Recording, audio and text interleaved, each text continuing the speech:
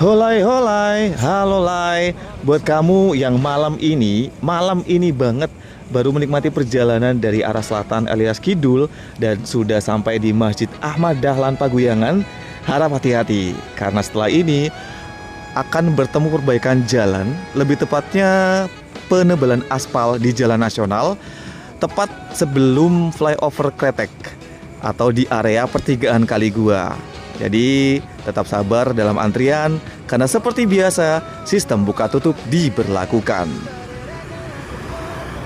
Masya Allah.